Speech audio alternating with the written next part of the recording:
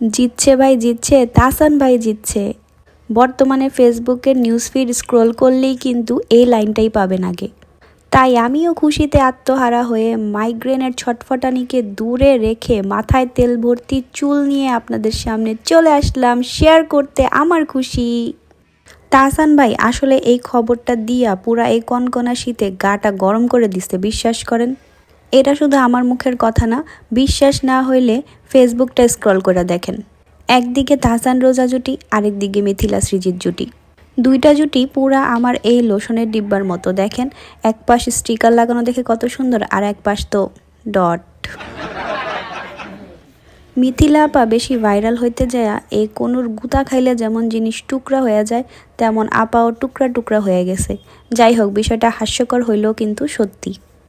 ডিভোর্সের 10 বছর পর এখন সুন্দর বিয়ের পিঁড়িতে বসে কিন্তু এই তাহসান ভাইয়া সবার কত প্রশংসা কুড়াইতেছে।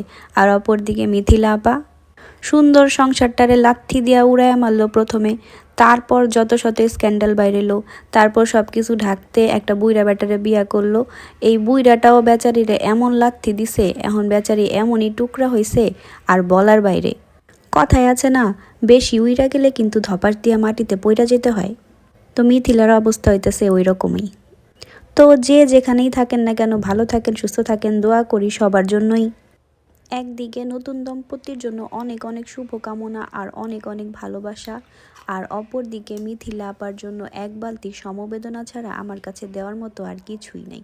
সো এ পর্যন্তই, টাটা।